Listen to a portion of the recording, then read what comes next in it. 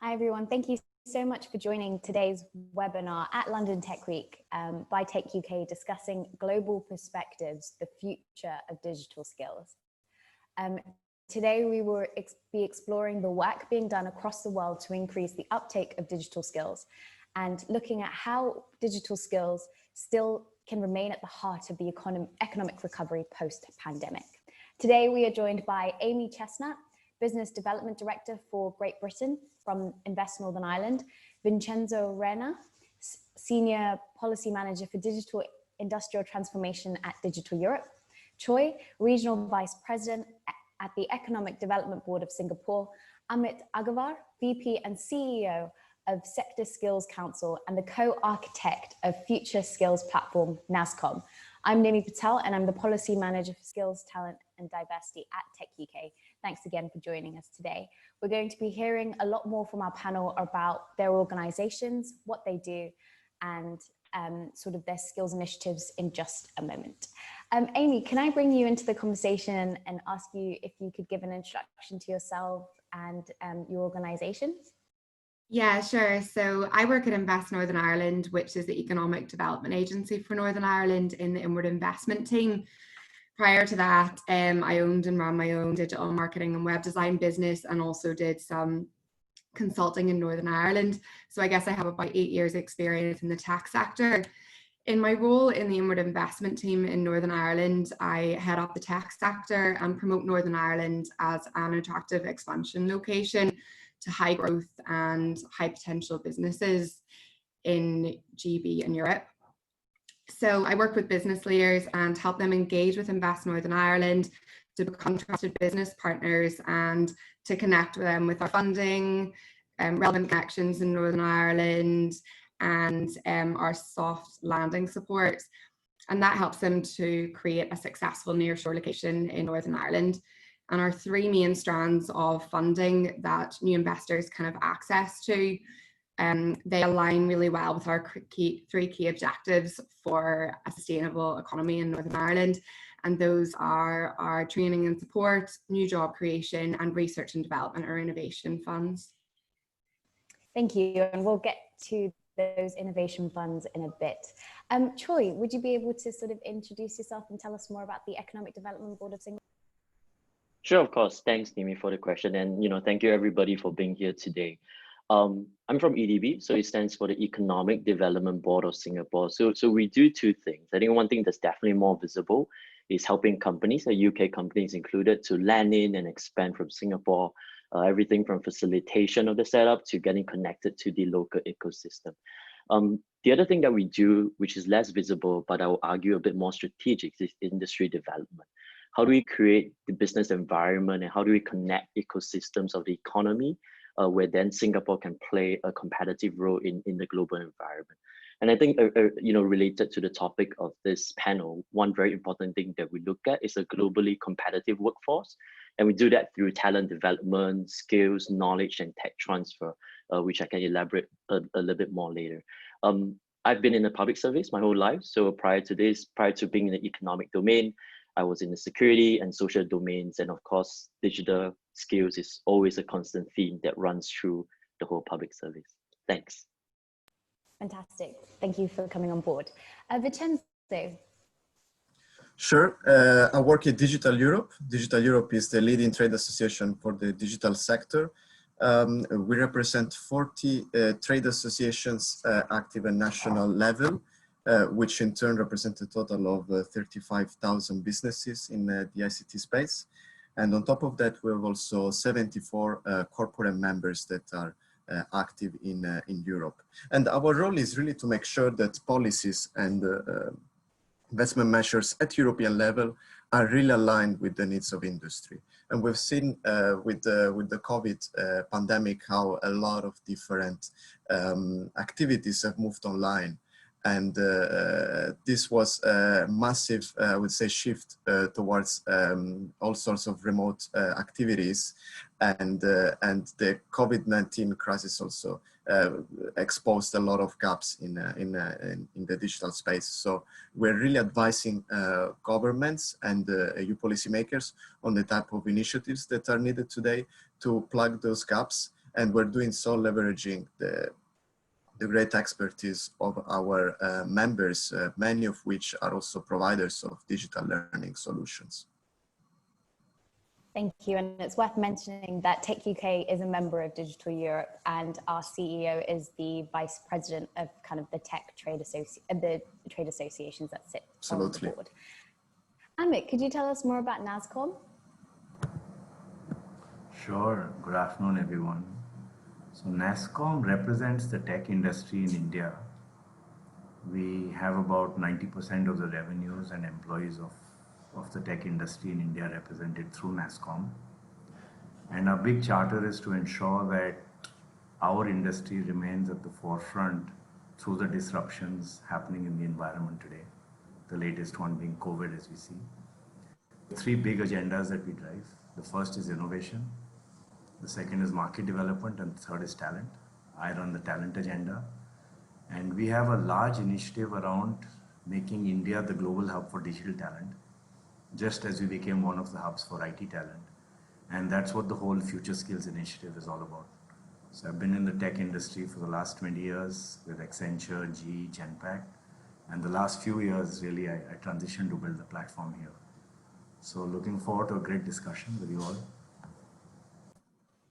Fantastic. And thank you again for joining us from India. It's fantastic to have such a great panel here today. I want to begin by asking a question to, I guess, Amy, and to the rest of the panel. Why is it important to create a digital skills pipeline through reskilling, upskilling, and retraining? And what is kind of the digital skills gaps that you've seen within your country or region? Amy, can I come to you first? Sorry, I didn't realize I was on mute there. Thanks, Nimmi.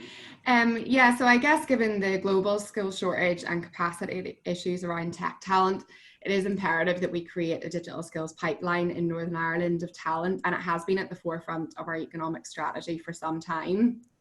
So Northern Ireland was historically considered a heavy manufacturing and engineering region, but we have evolved this over the past 20 years into an advanced manufacturing and tech-focused region. And this has been through the creation of a digital skills pipeline and the attraction of both large enterprise new investors, but also small and medium-sized businesses and spin-outs of those from universities as well. Being a fairly small country, it does actually come with some advantages, believe it or not. And one of those is the ability for public, private and sector and academia to collaborate effectively. And in Northern Ireland, I think we have successfully achieved that with substantial growth in the digital skills in the region over the past 15 to 20 years, with over 30,000 jobs now supported through the tech sector in Northern Ireland. And over 70 of our Northern Ireland IT professionals hold a degree level qualification, which in comparison to 62% world or UK wide is quite impressive. So these skills, they come from the Ulster University, which has leading undergraduates and postgraduate degrees in AI and IoT. We've got Queen's University Belfast, which is obviously part of the Russell Group. So, you know, highly commended for research and development, but also hosts the CSIT, which is the UK's Innovation Centre for Cybersecurity and is accredited by GCHQ. We've got foundation colleges offering foundation degrees and apprenticeships in tech and computer science, and then also business-focused assured skills academies, which is all about that retraining and upskilling graduates element as well. And they run courses in data science and other tech disciplines. I think, you know, following COVID, remote working has taken over the world, right? And we've all become increasingly more reliant on technology, hence we're here today rather than sitting in the city somewhere on a panel, although incidentally I am actually in the office today for the first time. And therefore there is no doubt that digital skills will be required moving forward increasingly, and they're only going to be in higher demand. And in order to create a sustainable economy, you know, it has to be at the forefront of each of our strategies. And by both attracting technology jobs into Northern Ireland and also providing the training funding to businesses in Northern Ireland, to new investors and native Northern Irish businesses, I think we both reward businesses for their ambition and growth strategies despite the current economic situation and COVID, but also ultimately create a sustainable economy through technology jobs and skills. It's really great to hear how many jobs, especially in the digital sector, Northern Ireland is creating. Choy, I saw you nodding away there. Do you want to come in on this point? Yeah, definitely. I was nodding, especially when Amy said, Northern Ireland is a small country. Usually in any panel, Singapore can lay claim to that being the smallest country on that panel, but today I can't do that. But no, I think whatever Amy says is great, right? I mean, both the challenges and the opportunities that small countries or small regions can do. And I think Singapore takes a very, very similar angle in terms of how we work with industry and other partners to develop that digital talent for the economy. But if I just take a step back and really look at it at a societal level first, if you don't mind, I think in Singapore, we see this quite seriously because, the cliche that a half-life of a job skill is about 5 years. So, every 5 years, you got to retrain, right? You got to put in programs, workers got to retrain themselves, earn new job skills. Otherwise, that kind of half-life would just diminish their job skills over a longer period. So at the societal level, we try to incorporate the philosophy of lifelong education, not just for the job, not just for the skill, but throughout your whole life. And we have put in what we call Skills Future program, where every Singaporean is given credits to upskill themselves, and a platform in which that they can look for courses, look for things that interest them, what they're passionate about, what their job requires, and hop onto that. So there are about like 25,000 of these courses online. Of course, some of them are a little bit more, you want to say frivolous or fun, but about, I think 6,000 of these courses are in areas where we're really moving forward in, such as areas of advanced manufacturing, data analytics, and digital media. So this whole concept and philosophy of lifelong learning, lifelong education is what we want to try to build in society. Of course, when you talk about the economy and the labor market, I think mid-careers are the most prone to digital disruption, given the half-life, given the years of experience and the expectation of salaries, right? So riding on top of the Skills Future program, we put in these career conversion programs for PMATs, and we try to leverage companies and industry for that with place and train models so that they can learn job skills that are relevant to the industry and hopefully also land a job in the industry or company itself. And those courses, these career conversion programs are a mixture of external classroom, in-house training, and on-the-job training.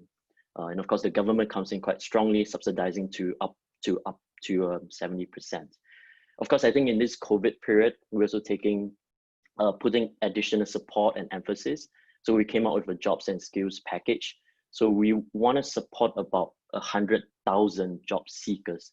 And I think that's a big number in the grand scheme of things for Singapore, because that's about 3% of our local employment numbers, which is basically just 100,000 is just slightly less than the total structural unemployment that we would expect in this period. So beyond mid-careers, they're also targeted at fresh graduates, which we think are going to be the two groups of people that are most affected by COVID.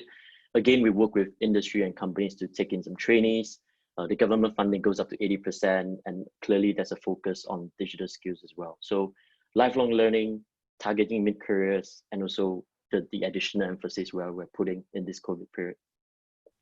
Thank you. And later on, we're going to be talking about kind of the effectiveness of that and what initiatives have really worked well. And lifelong learning, I feel like, is going to be a theme throughout this panel discussion. Vincenzo, have you seen that also happening in kind of Europe? And what are the skills gaps that people face there? Absolutely. I think at European level, there is a strong need to upskill existing workforce. And I'm very pleased that the previous panelists mentioned that was manufacturing as one of the areas most concerned. The European Commission often shows these very interesting figures. 90% of future jobs will need digital skills. But at the same time, I think we are in front of two problems. One is a basic skills level. We have still 44% of European citizens that lack basic digital skills. And at the same time, we have also a problem at more medium and advanced digital skills level. And the case of manufacturing is very interesting. We have a lot of new machinery that is coming into the European market with more sensors, more digital solutions. But still, we do not have the operators, just to give an example, or maintenance technicians that are able to understand what are these new data-driven solutions that are embedded into the machine. And if we think about the massive savings that even for the environment we can obtain through, for example, predictive maintenance, so understanding when a machine will break down and anticipate maintenance to that given machine before it actually breaks, therefore bringing environmental benefits. That's just one example of many opportunities that digital technology bring to Europe. So there's really a strong need to make sure that that our workforce, existing workforce, has the relevant skills. And it's not just about shop floor level workers, but it's also about you know, the traditional profession of the mechanical engineer. They also need to know about data. They need also to interpret more the type of data that is coming out of machines. And I think another very interesting example is that of the health sector. And we see how, for example, with artificial intelligence, we have the opportunity of supporting the development and the approval of medicines. Just to give an example, it could also be helpful in advancing vaccine development and approval. But we still have, and it's very interesting, the OECD says that 70% of health professionals do not use these data solutions because then they do not have the right data analytics competencies. And I think that that's definitely something that we have to address. And it's not just about the healthcare professionals, but it's also about patients. The best way to accelerate the use of technologies is to build trust in these technologies. So this goes a little bit back to the issue of the basic skills level.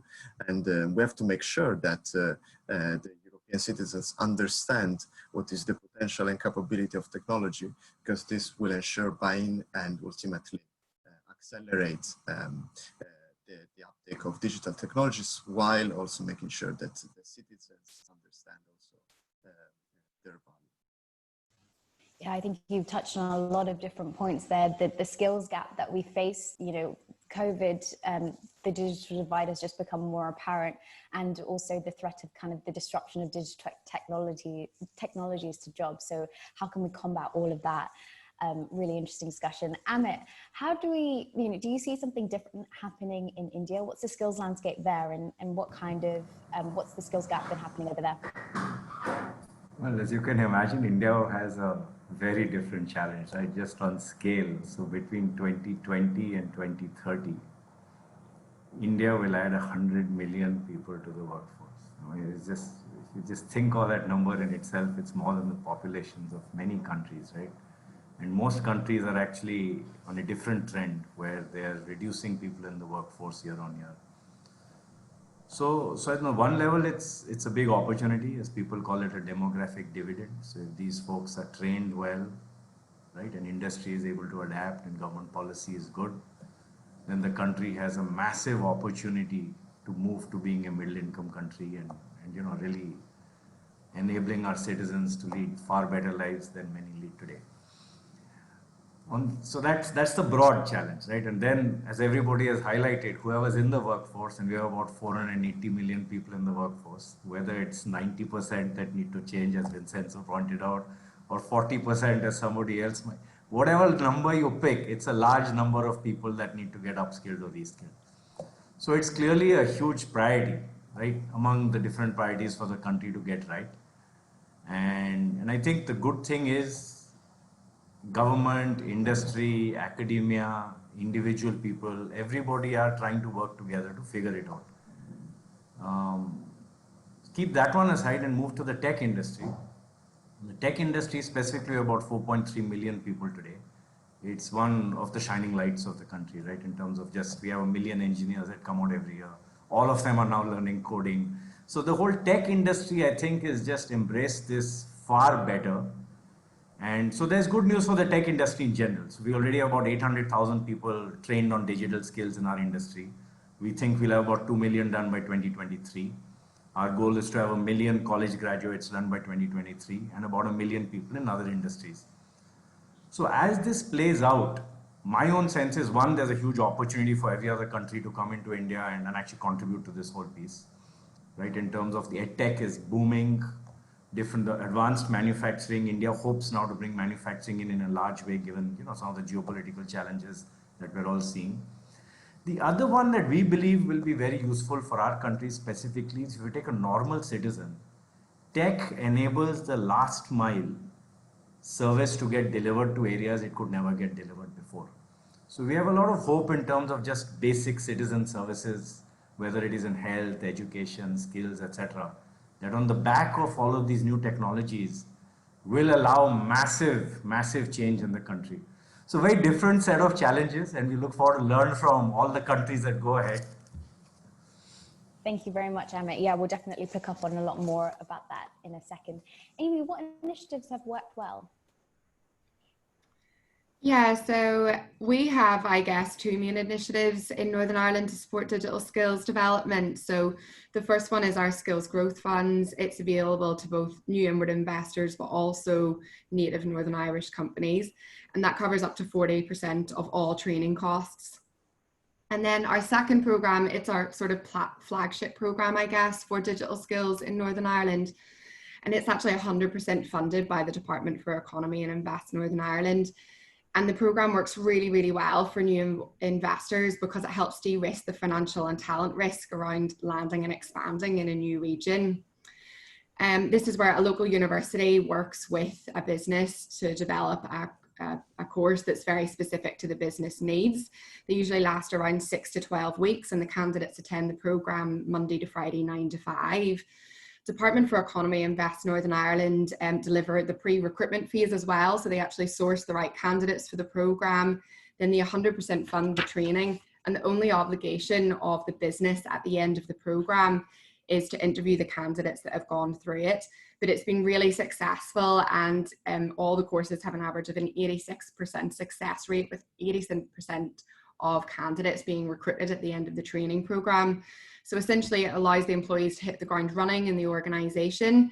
It's been used by loads of the large companies in Northern Ireland like PwC, Fintrue, Deloitte, Alexander Mann, and covers a vast range of skills because it's so specific to each company. We've done courses in data analytics, financial services, QA, RPA, games development, cybersecurity, software development, the list goes, I guess, on and on.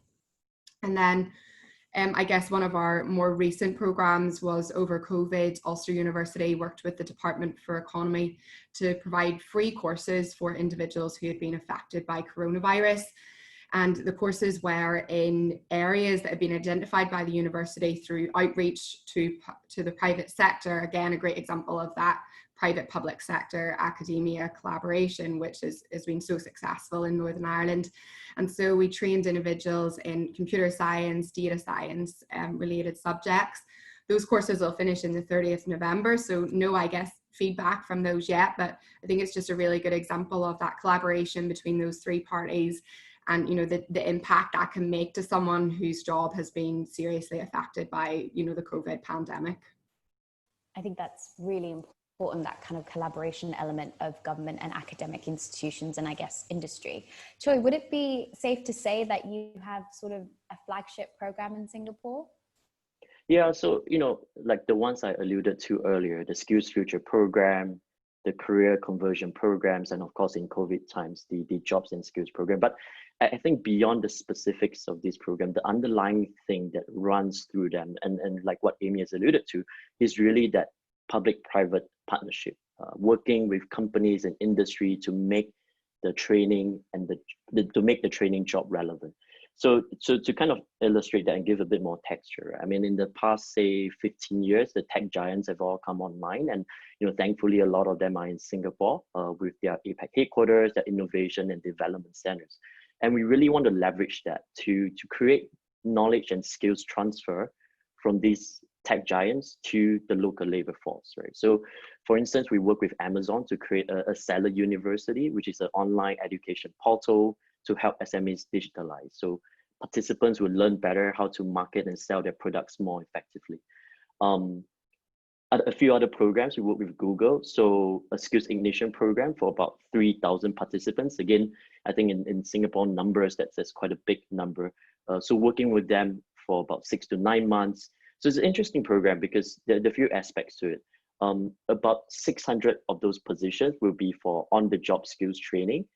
And out of these 600, 100 of them will eventually land and work in Google Singapore. So that's great for them. And 500 others would work in key partners such as in Publicis, Sephora, Trip.com, and these are partners of Google. So it makes a lot of sense for everybody. It makes sense for the job seeker. It makes sense for Google because they will go to the key partners to work with Google's products. And of course, it works with the key partners as well. Then of course, the other 2,400, they would just be put on courses in digital marketing, cloud tech. They may not end with a job placement, but I think that gives them job relevant skills. We've also worked with them, say in coding, we're working with youth and SMEs. So with youth, it's having a code in the community program. How do we have free coding classes for about 7,000 students, and working with SMEs as well, especially in the COVID period, working with 4,000 at-risk SMEs in retail, tourism, F&B. So I think that gives a bit of texture about how we work with the industry to create that kind of job relevant training, and also hopefully landing with a job placement. I think that's really important, that kind of, well, we've provided the skills training and now we need a pathway into an actual job or into a career that's quite direct and apparent. Amit, do you have a platform that's quite similar in India that you spearheaded, is that correct? Right. So it's called the Future Skills Platform. And honestly, it's more of a movement. The good thing about open platforms is you're allowed to or able to bring players across the ecosystem into one space where they can all transact with each other. So that's what really we've been attempting to do. So our industry, for example, so the large IT firms like the Wipros, Infosys, Tech M's of the world, they all have fantastic content and courses that they have built. And then you have training partners like NIIT, Coursera, edX, bunch of them, which again will have very, very high quality courses that already got built.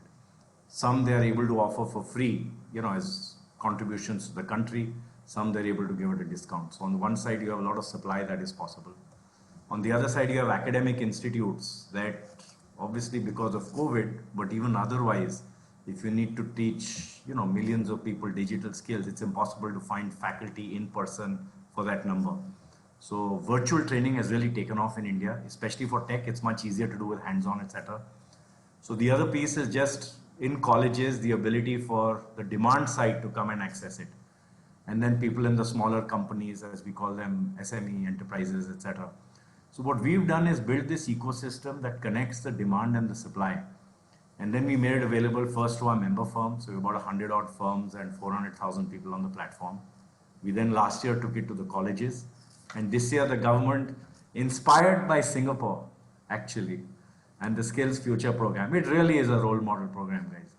So because of the learnings that have come through that, their successes, failures, learnings, all of that, we are now actually launching a program in the country for citizens, which will allow about 400,000 citizens to get scholarships, etc., to learn these new emerging technologies.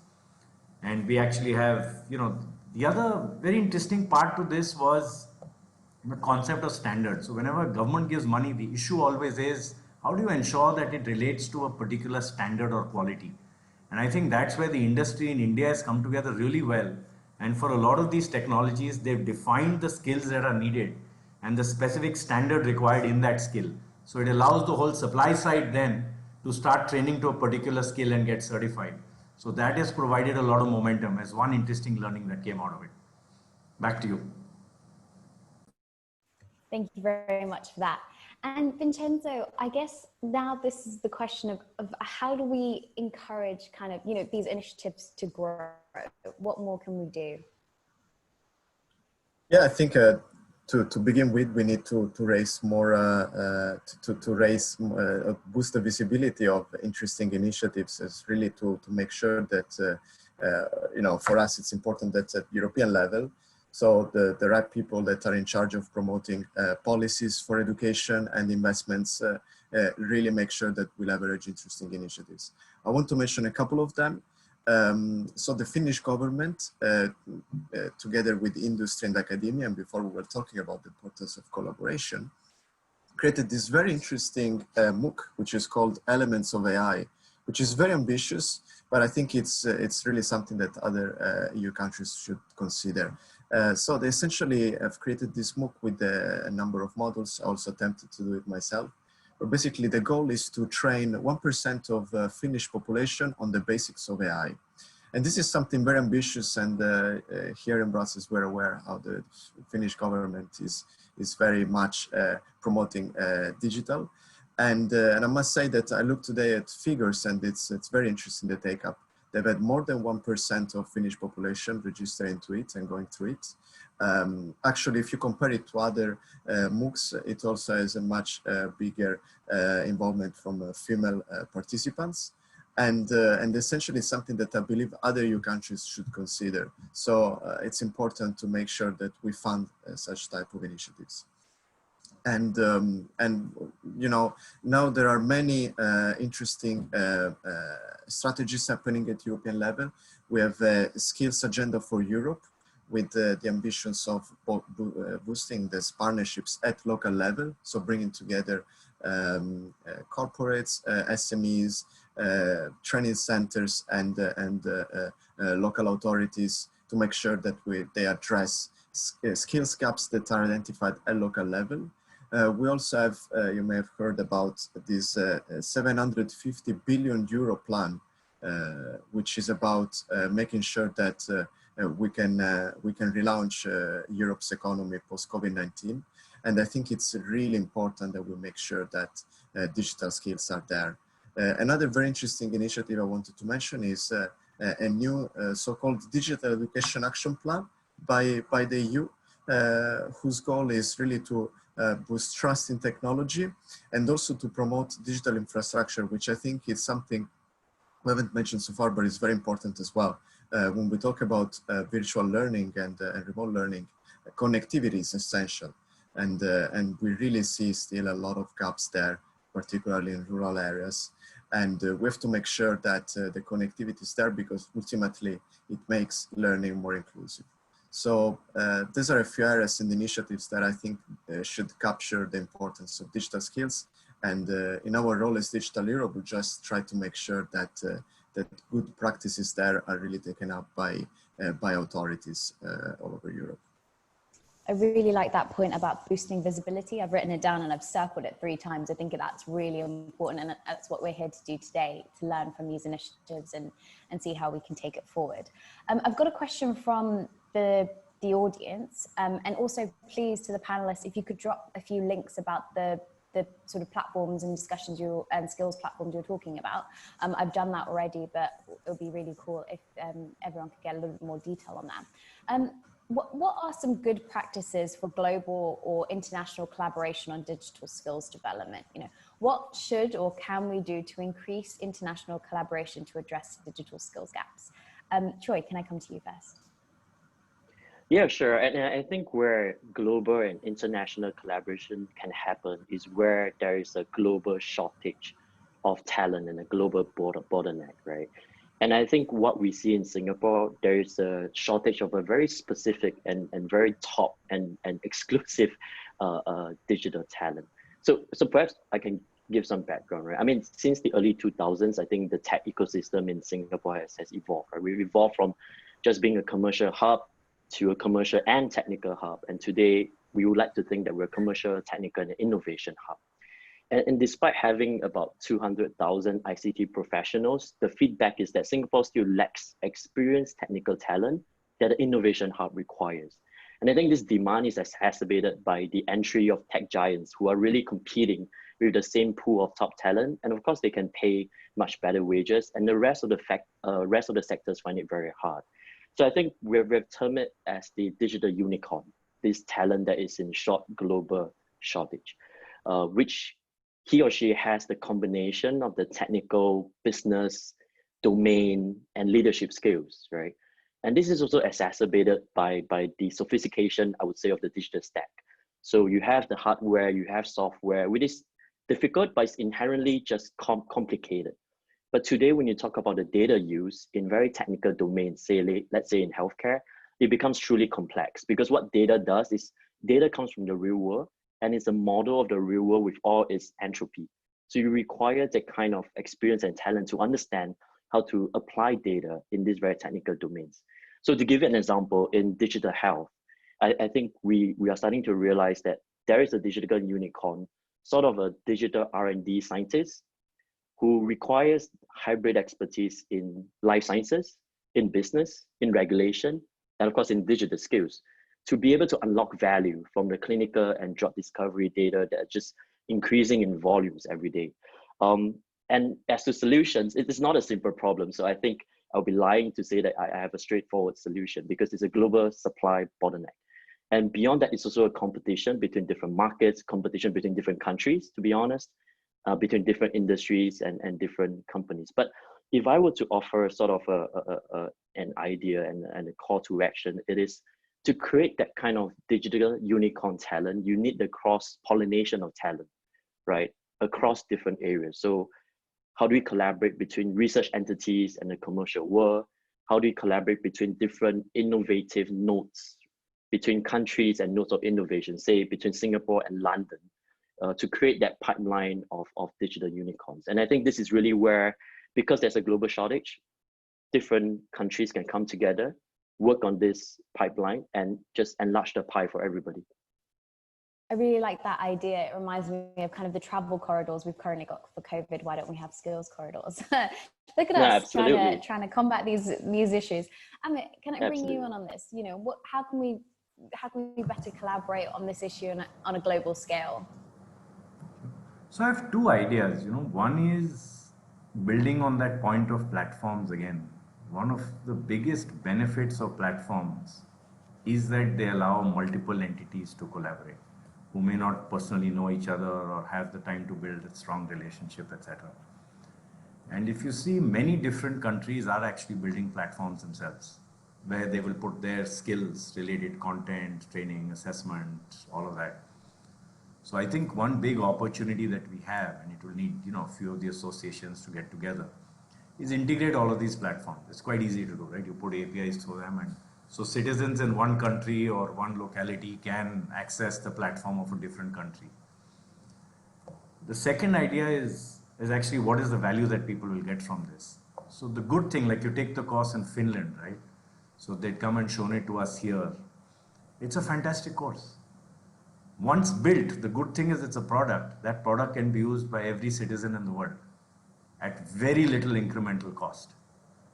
So actually, if you think of the basic cost of skilling people, a lot of that cost has already been incurred across the world. In Singapore, they might have a great course on blockchain, for instance, that nobody's going to spend any extra money on. In India, we may have something around cloud that has got built that nobody else needs to spend any money on. So we're all, I think, trying that in our own local countries right now to get some of these public goods. In the US, they have a term called OERs, Open Education Resources. So to the extent that we build them all out, and I think we're maybe 1.5 years away from all of us feeling really confident about having solid stuff with us, it could then be a really good opportunity to just open those up for the world. If this is a little bit like a resource, right? And if we can make this a public resource for the world versus all of us keeping it in our own countries, I think we'll get a lot of value. Thank you. And I believe the Finnish AI course was open to members of the European Union. Is that correct, Vincenzo? Yeah, correct. Other countries, I understand, have picked it up and they now want to translate content in their own language, so to make it also accessible to non-English speakers. So definitely it's being also considered by other EU countries. Amazing. And how would you see more collaboration needed? So for instance, you know, in the UK, as Amy sort of will talk about next, we don't have a skills platform for the Great Britain, for instance. So what can we do to learn from each other? For me, yeah. So yeah, essentially, I agree with all what has been said so far. In my view, it's mainly, so it starts with an issue of pulling together all different interesting activities that are done. And if I think about Europe, I think there are many actors with very specific competencies on certain technologies. But if they got in touch with other training centers or industry solution providers that have other complementary know-how, that would ultimately enhance their final efforts. So what we have done actually at Digital Europe is to create one of these platforms. We have now this EU-funded project called the European Digital Academy, where basically we want to pull together all interesting initiatives, funding opportunities, and also interesting actors that are active in training. So to make sure that all people that are interested in upskilling and training can know about them.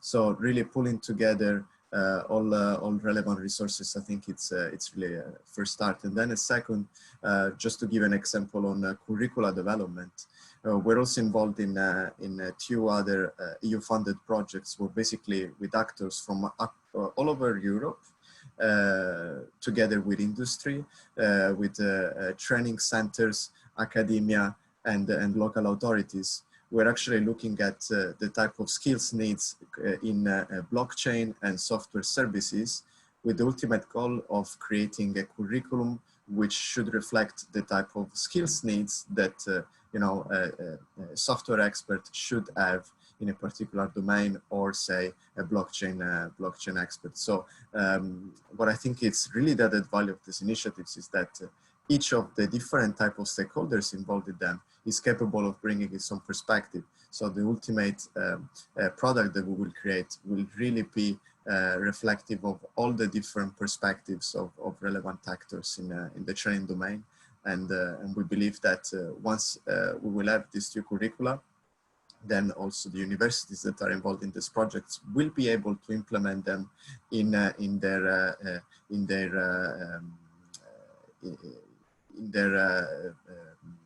local area. So this is going to be something that can ultimately be implemented across Europe.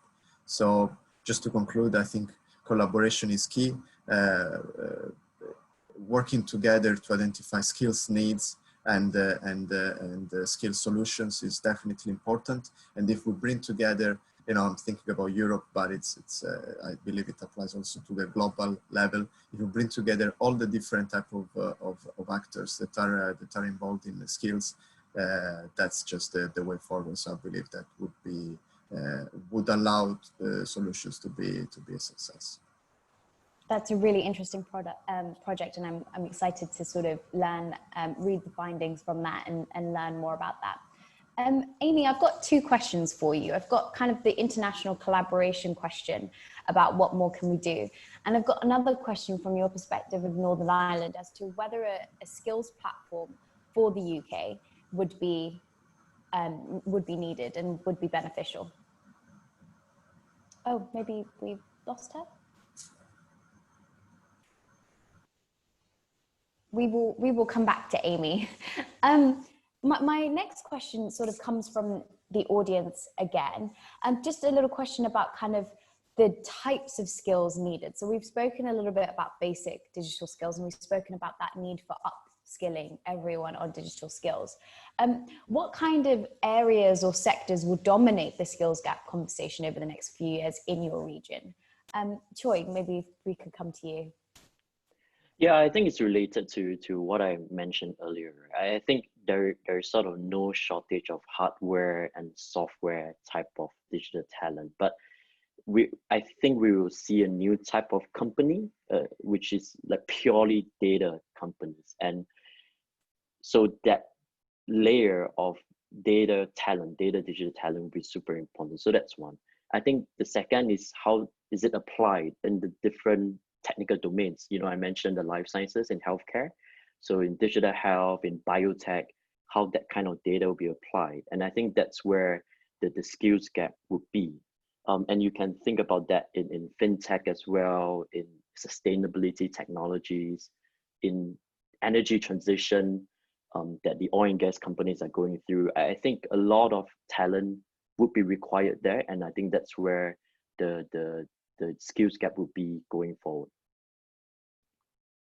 Thank you very much. And Amy, I've actually got two questions for you. So I've got a question focusing on kind of the international collaboration aspect of what the panel has been discussing. But I've also got a second question as to the skills development in Northern Ireland specifically. So looking at whether or not an overarching skills platform for the UK would be beneficial to your devolved nation, or would it be more beneficial to look at skills development like regionally and more focused on the localities as we do now, since skills is a devolved issue?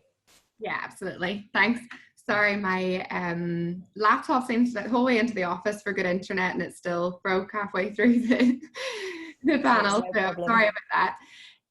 Yeah, so in terms of collaboration then, I think, it's important to recognise that, international companies from all over the world come to Northern Ireland to access skills, especially in cyber, as that's one of our strongest subject areas or tech disciplines, I guess. And the Assured Skills Programme has been accessed by programmes in countries in Europe, the US and globally. So I think it's really useful to recognise that.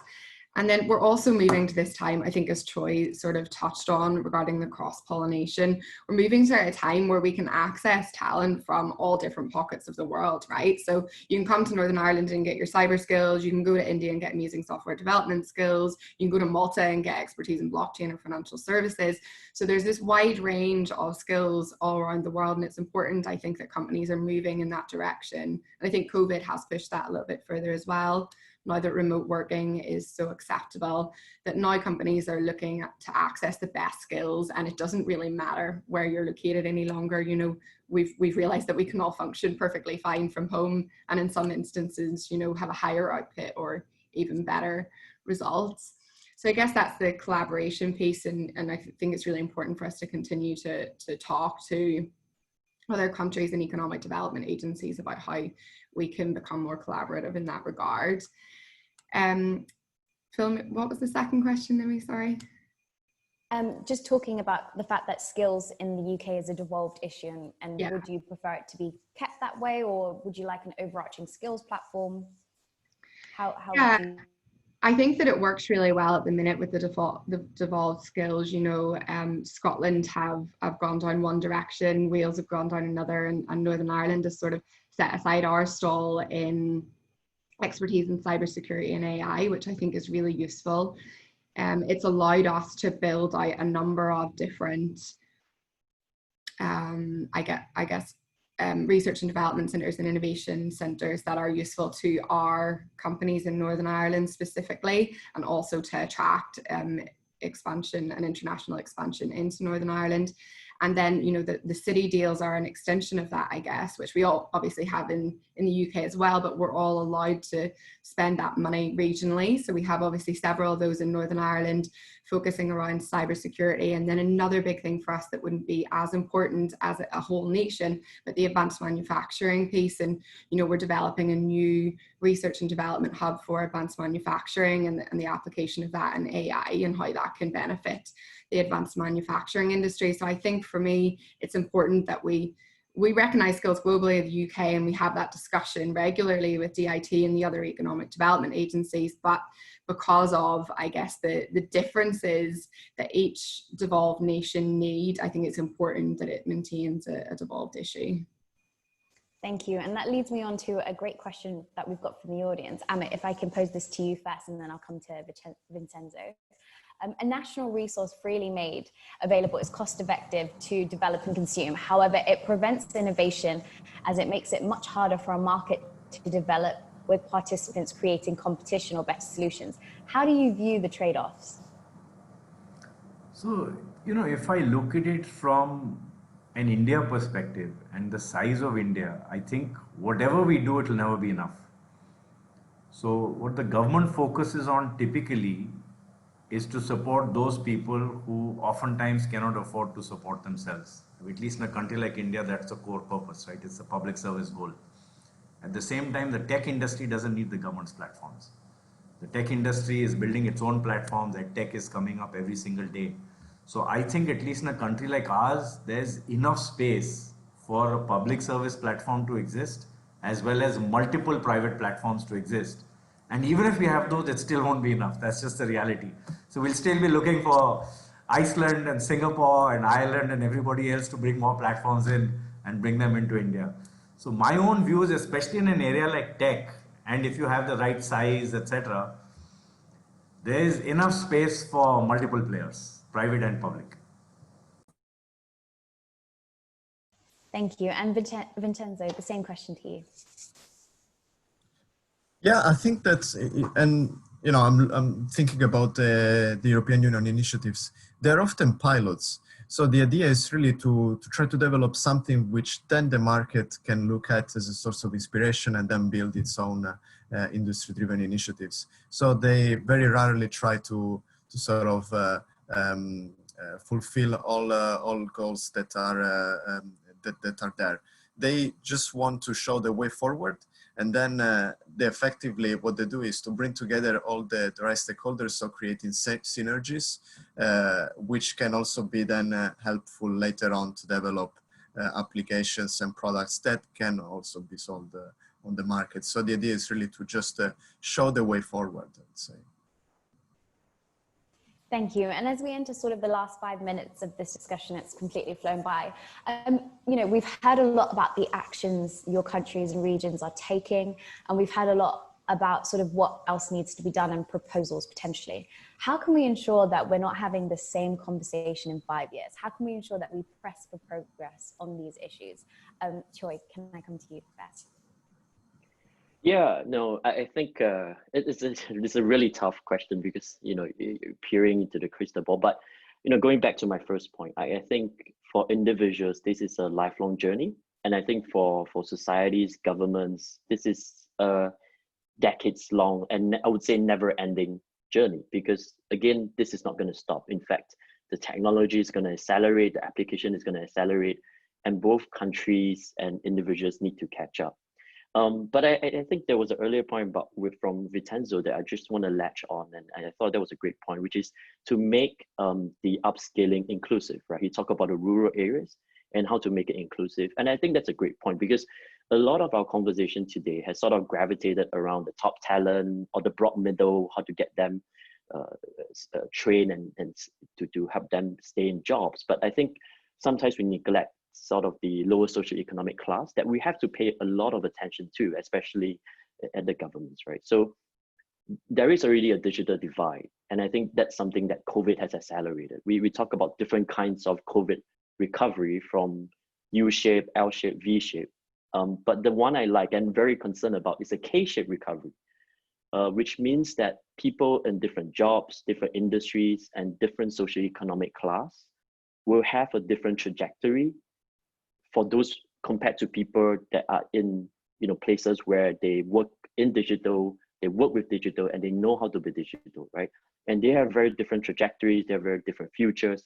And I think that polarization is something that we have to watch really carefully. So, I mean, I think this is something that we're only starting with. We're paying a lot more attention to upskilling older, lower wage workers in the more traditional sectors, such as your seniors and your mom and pop stores, getting them really to go digital 101. How do you adopt digital payment systems? How do you adopt digital identifier systems? And the approach we have taken is really working one-to-one. So we've trained about 1,000 digital ambassadors and get them to work one-on-one with a senior or one-to-one with a mom and pop store. But I think we're just starting, and that's something that countries need to pay attention to, because the digital divide can exacerbate the divides that we already see globally, right? Urban, rural, social, economic. And if you add the digital divide into it, it can reinforce some of these cleavages. And I think the call to action for everybody on this panel, as well as in the audience, is that there's so much tech and emerging tech that's coming out of different companies, different MNCs, different startups in different countries. And I think there's so much we can do to work with them, to encourage them to help with skills and adoption, or at least to try to help people to understand it. And essentially in this digital upskilling to leave no one behind. Thank you. And Amit, how do we ensure that kind of the skills development that we go forward with is inclusive, like Choy mentioned? I guess that's where public-private partnerships come in significantly, and that's something that most of us in this group are actively engaged in.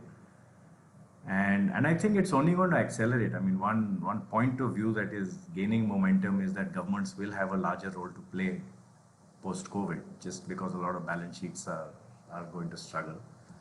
So even within companies, it is likely that companies will focus on X% of their talent now to be able to survive and get through in the future. So the governments will play a larger role, but I think more and more people across the world are realizing exactly what Choy has said, that they want to contribute to making this world better. And hopefully more people will do that. Thank you. And Vincenzo, how do we ensure that we are having different conversations in 5 years about skills development? Yeah, I think that, and I hope that the COVID-19 crisis, this unprecedented crisis, will really bring momentum for change. And I think that I often hear how digital transformation that should have happened in a few years has been concentrated in just a few months. And I think that's something that really a lot of companies have experienced. They were forced to move to the online world. And I hope that this will be really a lesson for our economies to really embrace digital transformation. And another point I wanted to mention is that I think another important aspect is really the value of skills forecasting, including through leveraging the power of AI.